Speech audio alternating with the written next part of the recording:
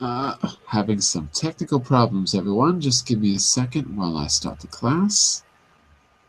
There we go. Okay, let me put this on screen for you, and we will get started. There we go. Okay, everyone.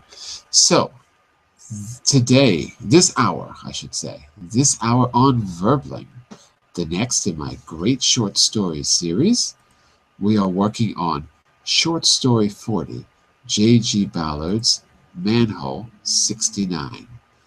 This is a very interesting short story, and it's also the longest short story that we've read so far. In the last class we just began, just the first 2 pages, so what we're going to do is continue with our short story today. I'll be asking you questions to make sure that you're not missing any details, and I'll help you with vocabulary as we read. So, let's get started. First, a little bit about me. I'm John Eric, your Verbling teacher for this hour. I'm an American teacher from New York, hanging out in Lisbon, Portugal to bring you this class. By the way, here are 3 quick rules to help you participate. Don't forget to turn off, tune in, and open up. That means turn off your microphone when you're not speaking so we can keep the classroom nice and quiet. Also, tune in to the new words that you're learning. Use them actively so I can correct you and give you feedback. And last but not least, open up to your classmates. Relax and have fun. We're all here to learn, and this is a safe and respectful place to practice your English. And that is all you need to know about me. Now let's say hello to you. Hello, you. Hello, me.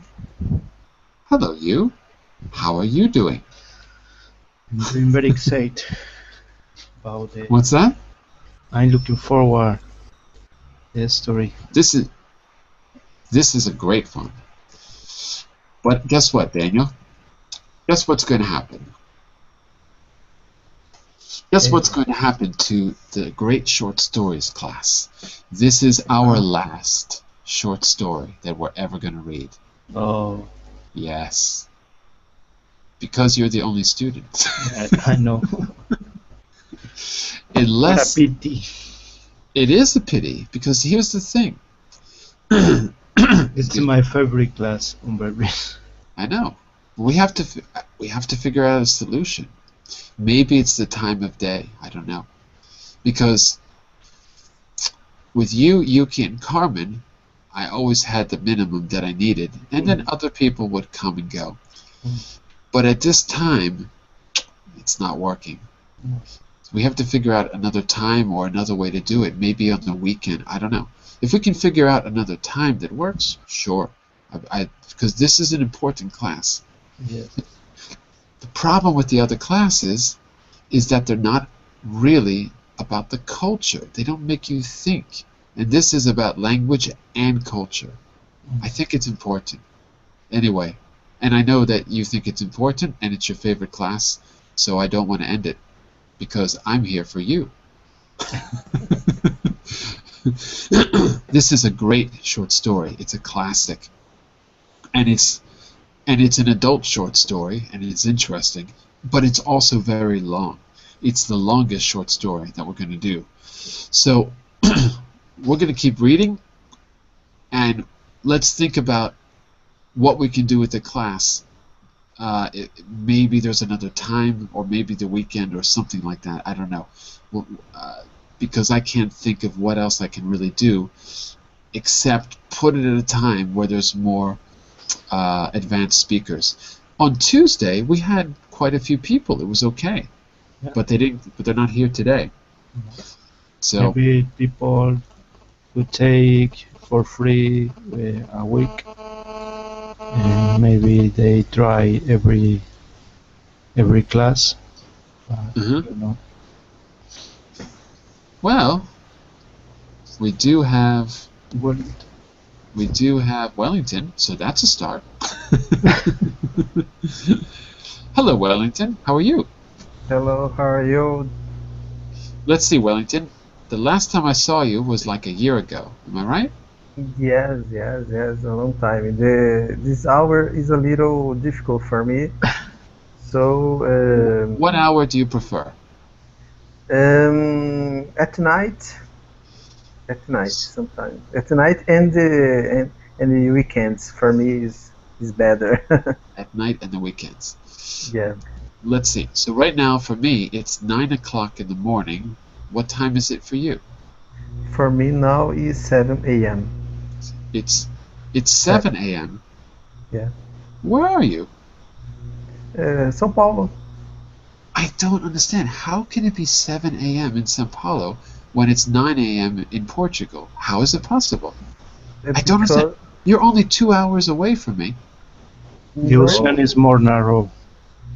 we are in the this time is the saving lights. So it should actually be 8 a.m. Normally it would be 8 o'clock. Yes, Yeah? yes. The a partir in 20, I think. The next weekend after the next weekend, the hour come back to the normal. Okay. Because Brazil is very far from Portugal, so I can't believe it's only 2 hours difference. That's amazing. So 7 a.m. is too early. Well, Wellington, if I Yeah, can, for me if because I go I go sleepy late. I'm in the night. I am in the night. the only problem is that Verbling only gives me morning hours. That's the problem. But I can try. I can see if I can change the time. Um, we'll see. But anyway, you're here now, and also we have Adrian. Hello, Adrian. How are you? Hi, teacher. I'm fine. And you? I'm all right. So listen, we began this story on Tuesday. We just began just the beginning, really just the first 2 pages. We talked also a little bit about the author, J.G. Ballard. There he is. Uh, Adrian and Wellington, did you, by any chance, were you watching on Tuesday? Or did you read the first part already? No, No, I to Okay, read. no problem. no. But lucky for you, we have Daniel. Hello, Daniel. Hello. Do you think you could give just a very, very short Yes. summary? Very, very short. Very short summary. Yes, Go for it. it's a sci-fi story. The place is, I think, it's a mental hospital or a hospital in general. A surgeon, a doctor, made a surgery in a patient, cutting something from the medulla, Hmm? I think, Wow, good memory. and people never uh, will never will be able to sleep. That's right. Then they want to have 20 years more living. That's right. So the patients can no longer sleep No longer. after the surgery. And that is as far as we got. That's the very, very beginning of the story. So I think that's a good summary. Sci-fi story takes place in a hospital. A doctor, by the way, Daniel, we perform surgery. Perform. Perform. So not make, but Yeah, perform but surgery. Now you know. yeah. So the doctor performs surgery on the brain of certain patients. Afterwards, the patients can no longer sleep. Now, one last question, Daniel. Is the doctor some kind of crazy Nazi who's torturing the patients? Or is the doctor performing a breakthrough surgery that's going to transform the lives of the human race for the best? Yes. Which is it? He said it's a big step by being human. That's right. A big, I don't know what he says exactly, but I think it's a big step forward or something like that. So it's supposed to be an evolution. And that gives us everything we need to know as we continue to read. So, Wellington, do you like science fiction? Yes, yes, I like. Excellent. Do you have a favorite book or author? Mm, Or no, movie or TV show? I no, for now not. But when I was younger, I read some kinds of science fiction. But in the last time, I only read books from in Rice. From Anne Rice, the vampire. Yes, about vampires, Interview about with a vampire. spirits, about witches and other She things. she just wrote a new book, I think. Other creatures.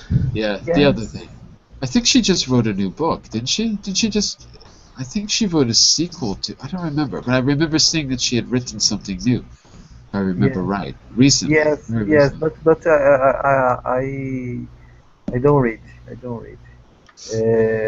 But I think she come back to write about during time she didn't write about the vampires the other things Mhm.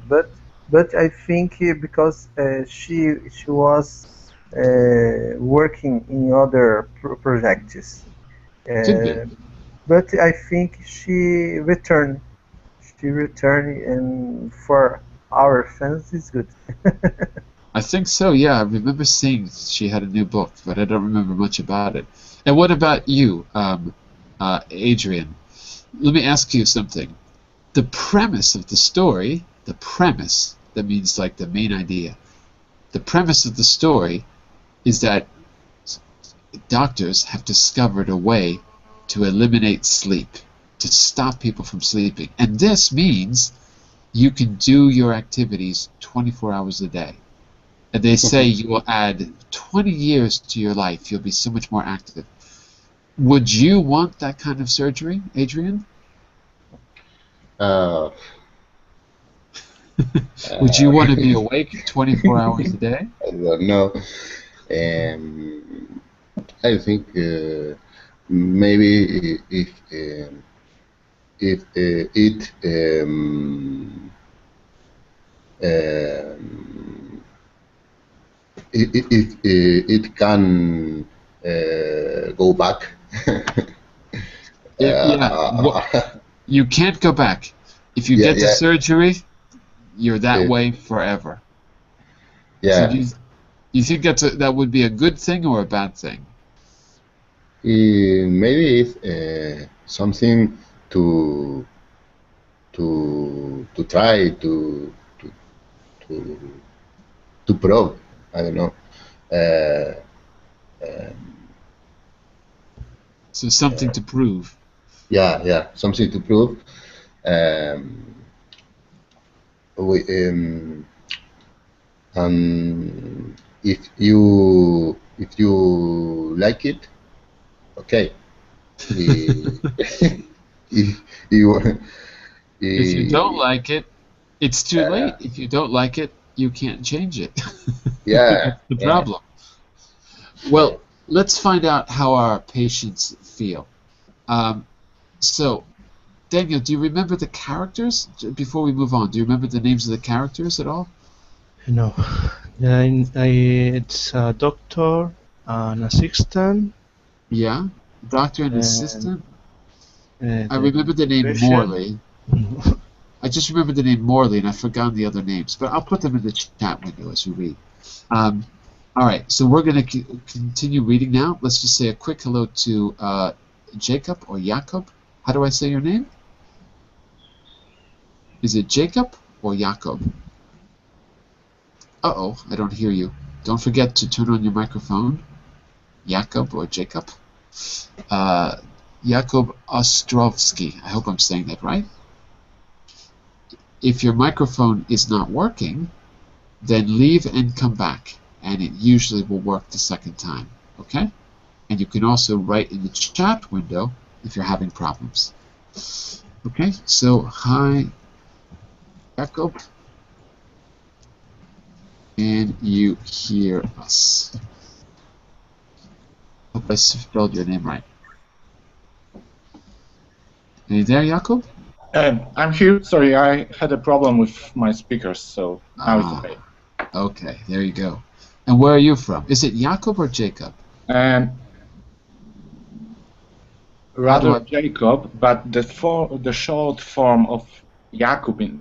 I'm from Poland, so if you want to pronunciate in Polish, it's Jakub. Jakub. Jakub. Hello, Jakub. English name is Jacob, but the short form is Kuba, like a country. Kuba. Yes, that's right. But like Cuba Libre. Yes, but spell it by K, not C. That's a good way to spell it. K is a good letter. Cuba. Hello, Cuba. Hello. Cuba, the most famous science fiction writer of all time, is from Poland, I think. Lem. Am I right? Stanislaw Lem. Stanislaw Lem, exactly. This is another science fiction writer, J.G. Ballard. Do you know his work, J.G. Ballard? No. You're going to find out. You're going to find out. You might have seen some movies. A couple of his books and short stories were made into movies. In the 1990s, there was a movie called Crash. That was with Isabel Rossellini. It was directed by Cronenberg. So Crash was one movie based on one of his books, I think the 1973 book. And what was the other one?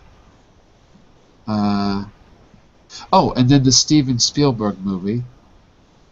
I forgot the title. I said it in the last class. The one with Christian Bale. Oh, Daniel, do you remember the name of that movie? Yes, the Sun, El Imperio del Sol. Ah, right, the Empire. This the Empire of the Sun. The Empire of the Sun. Now that's interesting because this was not science fiction. This was a memoir about, as far as I remember, it's a true story about his life, his childhood, growing up in a Japanese concentration camp when he was a boy. As far as I remember, it's not fiction. But I don't know a lot about his biography. I just know his writing and his these film adaptations. Okay, and so Daniel gave us a little summary a moment ago. Kuba, I don't know if you heard him. Maybe I don't know if you were watching. The summary was. I was watching. Oh, okay, great. Okay, so let's start reading then. And as we go along, I'll ask a few questions to help you understand the story, to make sure you're getting the main points, to help you with the vocabulary. Okay? So the last thing we found out was they had performed a surgery, and now their patients can no longer sleep, and that's all we really know. Let's continue. So Daniel, let's start with part 2. We'll each take a paragraph and just go around the room. Come, John, Neil snapped back. That's not an argument. What they do with the time is their responsibility anyway.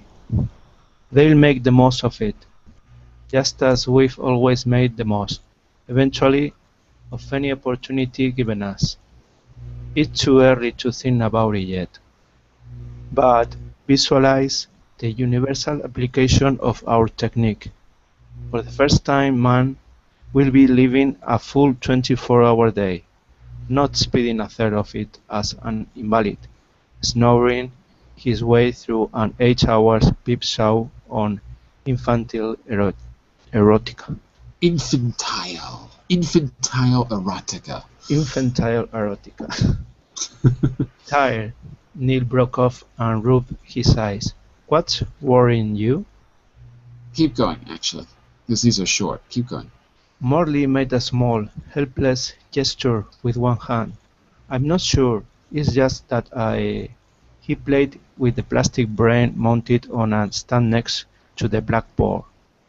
Reflecting in one of the frontal walls was a distorted image of Neil, with a chinless face and Wait, go vast back a second. With a twisted, chinless, twisted chinless face and vast domed cranium. Sitting alone among the desks in the empty lecture room, he looked like an insane genius patiently waiting to take an examination no one could sit him. Morley turned the mold with his finger, watched the match flare and dissolve. Wherever his doubts, Neil was probably the last person to understand them. Okay, so we've got two characters here. I'm a little bit confused now. What's Morley's first name? Because we've got Morley and Neil. I'm trying to see the first name. I'm just going to call them Morley and Neil because I don't remember who John is. Is it John Morley? I guess it's John Morley. So it's Morley. Yeah. Okay, got it. Okay, what is their attitude towards sleep? Remember that line? Why are they doing this surgery? They discovered this technique. What's their attitude towards sleep, Daniel? And try to find the words that the doctor uses. They want to eliminate a waste of time. Waste of time. And what do you think he means? The words that he uses specifically. An 8-hour peep show of infantile erotica. No idea. What do you think he means by that? I don't know what it means. Peep show and infant. Okay, peep show. See, now we don't have peep shows because we have the internet. If you want to see pornographic things, you just go online. But in the old days, when I was a kid, so the peep show was you go to a place with actual people, like in Amsterdam, like the red light district. So, what's he calling a peep show? What does he mean by that? What's the metaphor here? Here you can see peep show. I'm going to give you a little definition here. Site vocabulary.com. I'm going to go to this website, vocabulary.com, because it's the one that I like the most for this. Peep show. That's dictionary.com. She was sitting what looked like a ticket box. That's an example. Here we go. Short pornographic film. It's not a film though. Peep show is usually with people, not film. Anyway, I'll put the link there. What is a peep show, Daniel? According to the doctors. Is it a real peep show? It's when you are dreaming. When you're dreaming, exactly. Mm-hmm. So their attitude is that dreaming is like something childish. It's an erotic peep show. Mm-hmm. It reminds me of Sigmund Freud. Remember Freud, that guy? Yeah, but The guy with the pipe? it wasn't my strong point, philosophy. So at the time this was written, it's a science fiction story. It's about the future. But at the time it was written, Freud was in fashion. This is from 1957. Nowadays, we've kind of forgotten all about Freud. Maybe that's a good thing. I don't know. So, in some way, this story is about the intellectual ideas of the time. We don't believe in Freud anymore. Not in that way. In another way, as a philosopher, he's interesting. But we don't believe in him as a psychologist anymore because it's not based on evidence. At the time, he was very much, part of popular culture. All of these repressed sexual things going on. So, the doctors think, by performing this surgery that they've discovered, this new technique, they have evolved mankind. We're not repressed, weak animals anymore, just concerned with reproduction. Now we can use our brains 24 hours a day. You think it's going to go well or go badly? Exhausting. It would be exhausting. Let's find out what happens. So let's go around the room. We have Daniel. Let's go to who's next? Wellington, can you take the next part? Yeah. Go for it. Okay. Can you? No, okay. For me, it's okay. Let's go. But if you want the link, it's right here in the class material. Okay. Right here, and you just click there, or I'll go put it here in the chat window. Okay. I pick. Thank. Oh, I know. I know all you've done is close off a few of loops in the hypothalamus, and I realize the results are going to be spectacular. You probably precipitate the greatest social and economic revolution since the fall. But for some reason, I can't get the story of Chekhov's out of mind. The one about the man who accepts a million-ruble bet that he can't shut himself up alone for 10 years. He tries to, nothing goes wrong, but 1 minute before the time is up he deliberately steps out of his room. Of course, he's insane. So, I don't know. I've been thinking about it all week. Neil let out a light snort. I suppose you are trying to say that sleep is some sort of communal activity, and that these three men are now isolated. Isolated. Isolated. Exiled from group unconscious, the dark ocean dream. Is that is? Is that it? Keep going. Sorry, maybe. Nonsense, John. The further we hold back the unconscious, the better. We'll reclaim some of the marshland. Psychology. This is not psychology. Physiologically. Oh, Physiologically. Physiologically, sleep is nothing more than an inconvenient symptom of cerebral Oh, I have anoxia. no idea. Cerebral anosmia. Anosmia. I have no idea what that is. Okay, cerebral And anoxia. It's not that you're afraid of missing. It's the dream. You want to hold on to your front row seat in the peep show. so, Wellington, what's happening in this little scene? What's the gist of this little scene? What's happening? Wow, a lot of things. So they're talking about Chekhov. Yes, Who's Chekhov? Let's be clear about that. Chekhov. I think he's a author. I don't know. Exactly, yeah. So, a late 19th century author, and he's very famous for short stories. He wrote prolifically. Russian author, kind of one of the great short story writers, if not the greatest, because he wrote so many of them. It was really he wrote plays too, which are very famous, but he wrote so many short stories that he kind of helped create that style of writing. And so we get a little synopsis about it. We've got a story inside of a story.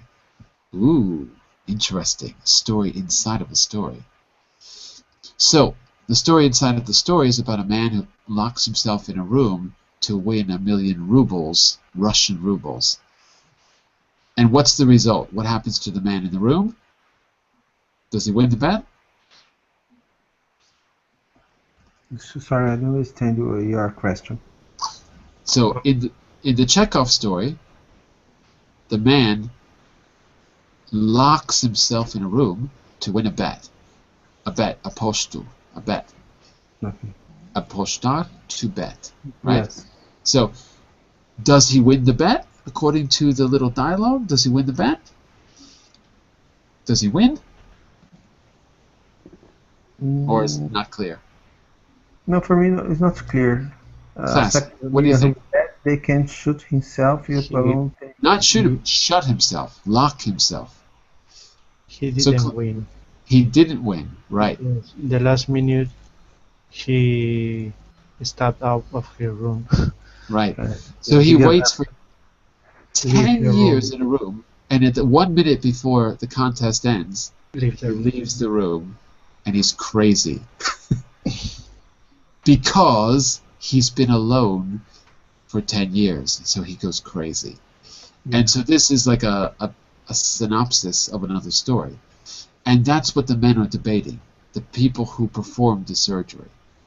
So, in other words, what's the moral problem that the men are debating? The doctors, what's the moral problem? Let's just be sure that's clear. What's the problem? What's the issue that they're debating? Wellington or any of you, what's the issue for them?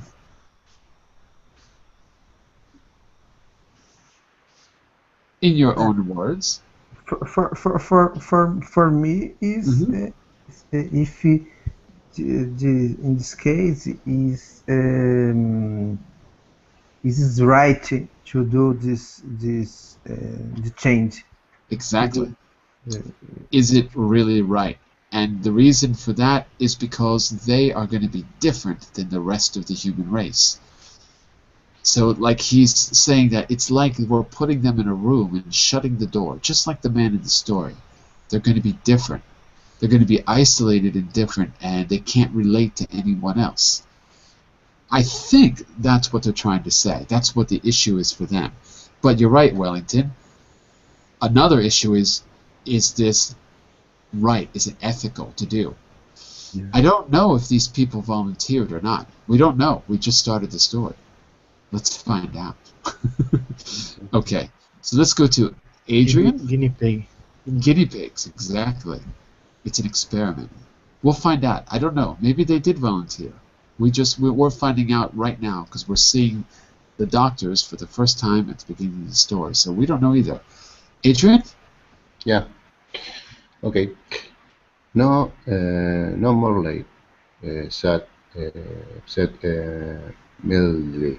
Mildly. Yeah, mildly. Sometimes Niall's aggressiveness surprised him. It was almost as if they regarded sleep itself as secretly discreditable. Discreditable.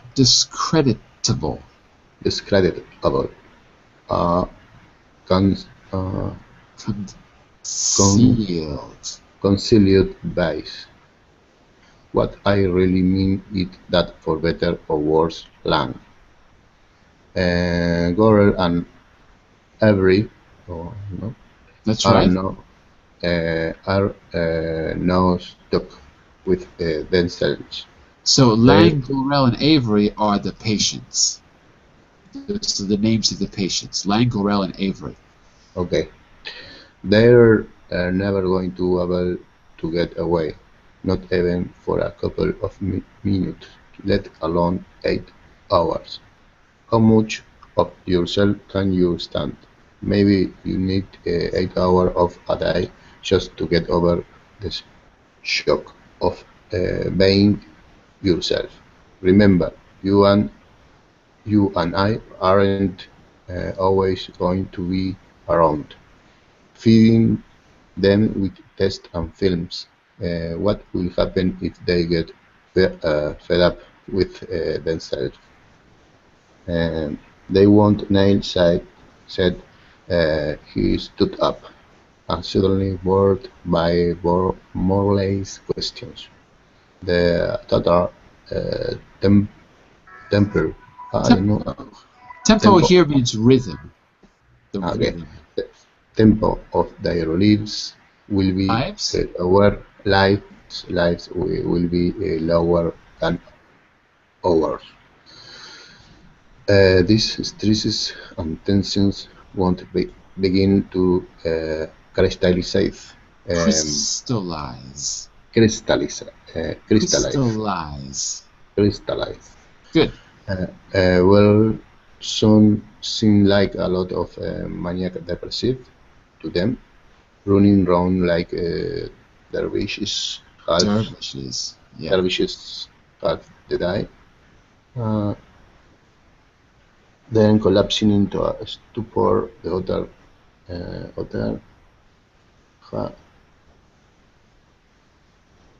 What's that? Oh, you can't see. I can see. Sorry. Give me 1 second. Okay. Yeah. You, Larry.com. Sorry about that. Because I just need to put in the definition there about a dervish. And it got it. Sorry about that. There you go. Half. Okay. Yeah. So, a dervish. Do you know what that is? A dervish. No. The whirling dervishes. Let's take a quick look. He's making a metaphor here. A dervish is a monk who is part of an order known for their wild, ritualistic movements. A dervish's whirling is part of their religion. So, there are still people today who practice this ritual, whirling dervishes. It means literally, you can see the picture on the top right side. They literally spin around. Yeah. Spin around really fast. That's part of their ritual. During many times. For a long time, exactly. So, Adrian, let's think about that last part you read. We will soon seem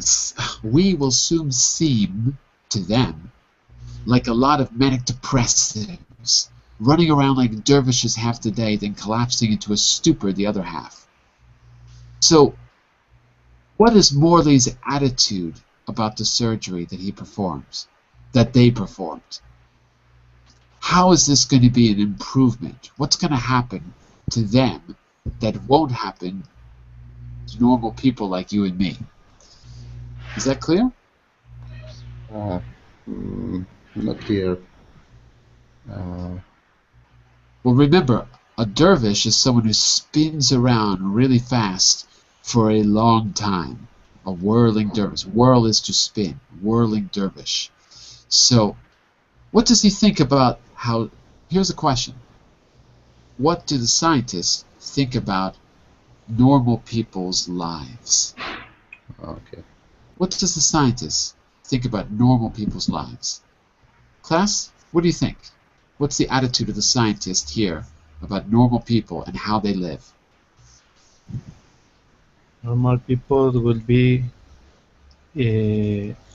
manic depressive in front of this new kind of people. So the new people will not be manic depressives, right?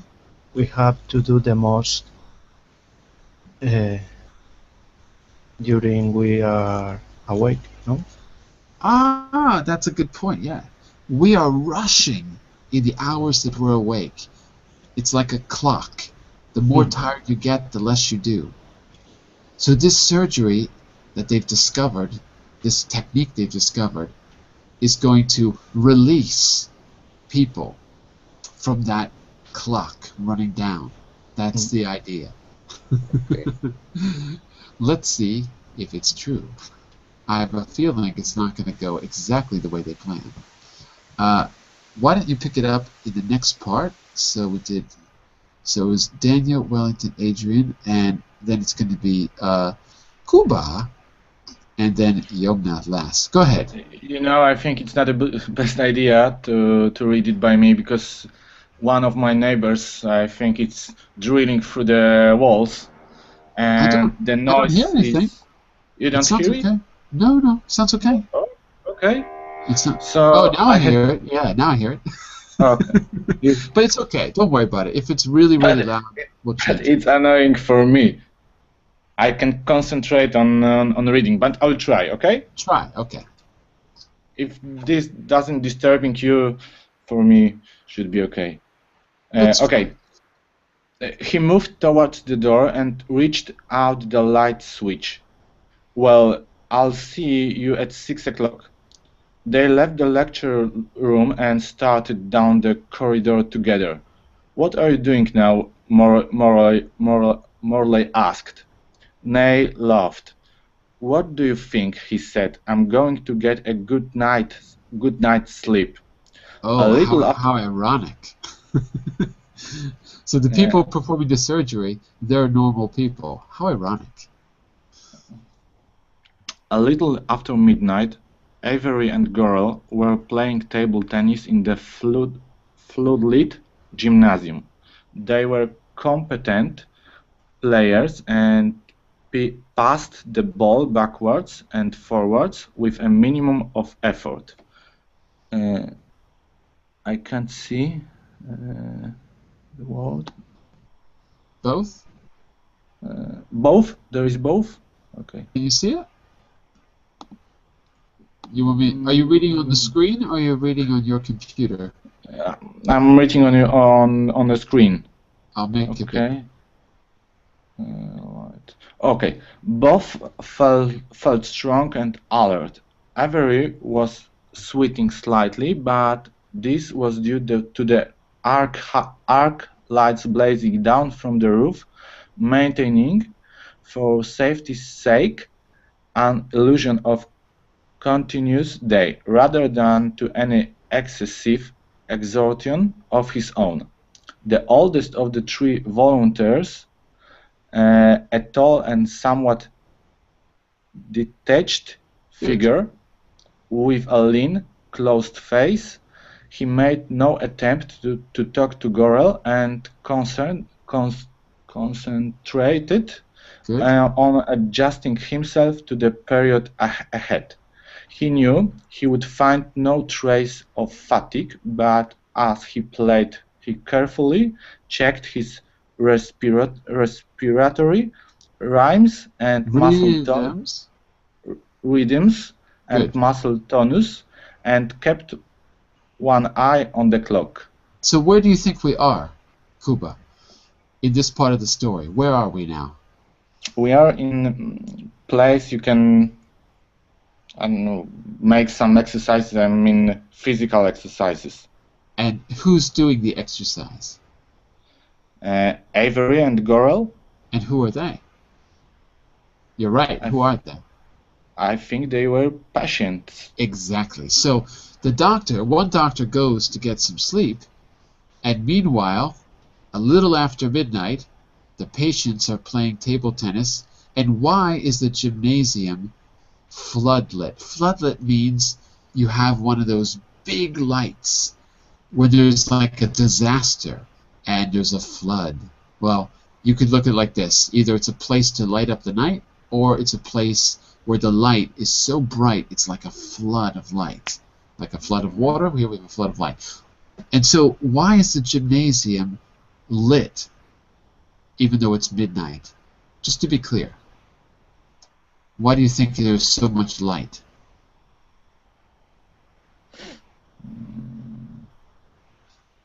If you're not sure, make a guess. Maybe because this is part of hospital and everything there is, I don't know how to say it, everything is lighted all the time. Everything is lit all the time. Lit all the time. Or maybe it's part of their therapy. Oh. Because they've had the surgery and they can no longer sleep and they no longer feel fatigued, tired. So part of the surgery is, let's pretend that it's day, 24 hours, yes, as they heal, as they get used to their new ability. Yeah. Okay. Yeah? I think because this. Say again? Makes sense. I think the reason is because this, to pretend that this hour, that hour is like the day. Something like that. And the earlier conversation that we read, the doctors, one doctor, I forget which, one doctor, I think it's Neil, was saying, you know, we won't always be around to help them, right? Because this is an experiment. So eventually they're going to have to go back out into the real world. And in the real world, it gets dark at night. So what are they going to do? So he's starting to think about the consequences. Let's see. Maybe we can read one more part here. We'll talk about it a little bit, and we'll figure out what we're going to do over the weekend. Because this is such a long story, we're probably going to have to do some of the reading or outside of class, if not the rest of it. It's quite long. Okay, but Yomna, are you there? Yomna? Yes, I'm here. There you go. So, Yeah. am I saying your name right? Because you were here the other day. Am I pronouncing your Yes. name correctly? Yeah. Yeah. Yeah, you're Okay, right. good. Yeah. And you're in Algeria, was it? I can't remember. Sorry? You're from Algeria, I think? No, I'm from Egypt. Oh, from I'm Egypt. Egyptian. Yeah. Ah, okay, okay. I couldn't remember where you said you were from the other day. Okay, Yeah. so I don't know if you were here on Tuesday. We began the story then, and then earlier we did a little summary, but you weren't in class. So do you have any questions Yes. about what's happening in the story, Yumna, or is it more or less clear? No problem, but I can't understand everything about the story. 'Cause I think I'm late in this class, so no problem. If you can give me a quick summary about it, it will be great. Sure.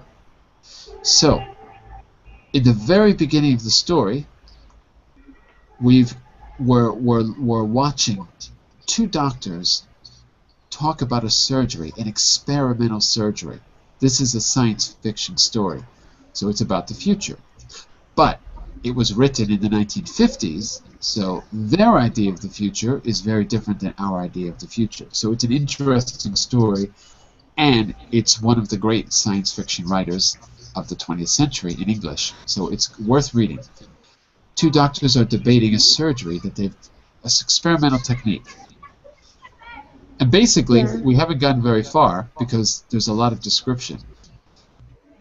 They've performed a kind of lobotomy. A lobotomy is when you cut some of the circuits in the brain. So here, instead of cutting the part of the brain where you think, they cut the medulla, which is a very ancient part of the brain. Animals have medullas, crocodiles, you know, I mean, it's millions of years old. So they cut that part of the brain, and they've discovered that people no longer sleep and no longer feel tired. So they have 3 volunteers that were just met for the first time, Avery, Gorel, and I forgot the other one. We've just met them. And so now we're going to start to see what's happening after the surgery. The doctors are talking about maybe there are some ethical issues about what they've done. Maybe there's some bad consequences that could occur that they hadn't thought about. Maybe. And that's about as far as we've gotten. Okay? So let's find out about our patients. Can you take this part here? Yes. Read. Please read, Okay. yes. Yeah. Gorel, a gentle, self-composed man, was also subdued between strokes. Subdued. Between strokes, he glanced cautiously round the gymnasium, noting the hangar-like walls, the broad polished floor, the shattered skylights in the roof. Now and then, without realizing it, he fingered the circular trepan scar at the back of his head. Out in the center of the What scar do you think that is, Yoma? What Sorry? scar? What scar is he touching? Scar? Yeah. What scar is that, do you think? trapping Scar at the back of his head. Scar, Scar maybe something like a scarf? No, no, no, no. Scar is after you've been cut. You have a mark from the, in this case, from the surgery. After you've been cut, Yeah, you have that yeah. mark. One of the Sometimes the mark, effects? yeah, the effects of the surgery, right? It's where Yeah, they opened his head to perform the surgery.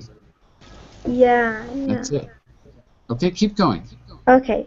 Out in the center of the gymnasium, a couple of armchairs and a sofa had been drawn up round a gramophone, and here Lang was playing chess with Morley. During his section of night duty, Lang lunged forward over the chessboard, wiry-haired and aggressive, with a sharp nose and mouth. He watched the pieces closely, and he had played regularly against Morley since he arrived at the clinic 4 months earlier, and the two were almost equally matched, with perhaps a light edge of Morley.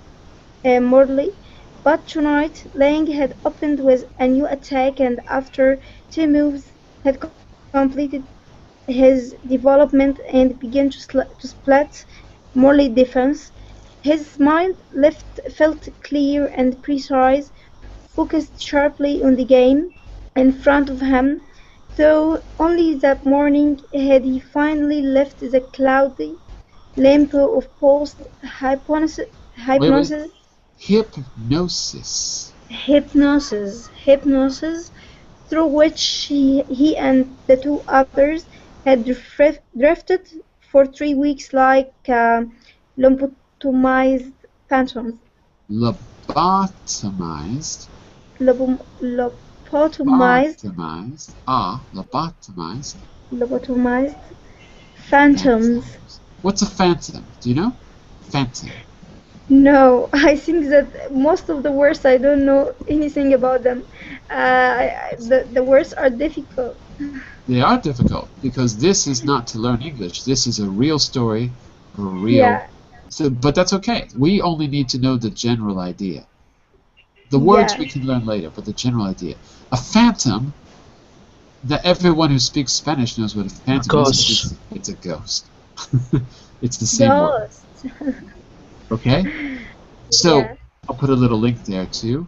And remember, lobotomy is a surgery where they cut your brain. They don't do it anymore. It's illegal. But in the old days, when they didn't know anything about the brain, they would give people lobotomy if those people had neurosis, if they were unable to live in society normally, and basically you would stop thinking. They would cut the connection to the part of the brain that thinks. So if you're yeah. walking around like a lobotomized phantom, are you in a good state or a bad state?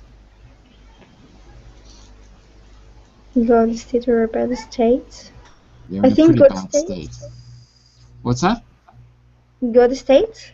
Good state? Really? You want to be a lobotomized ghost? Really? No, Ghosts are not good. No. no, So, no. so Yeah, what they're saying here is we have to go back to the main idea. The patients are playing in the gymnasium. They're playing chess and ping pong. So they're playing chess with Morley, who is the doctor. And although they don't sleep, they are still doing something like sleep. Hypnosis. Hypnosis, you can always see it in the movies, you know. You see something like, you see a doctor saying, look at my pen, going back and forth, back and forth, back and forth. And by doing this repetition, then you sort of go into a trance, right? So they're not sleeping, but they're putting them into a kind of a trance, like sleep. So they're making a transition between their old lives, where they would sleep, and their new lives, where they don't sleep. They're making a transition.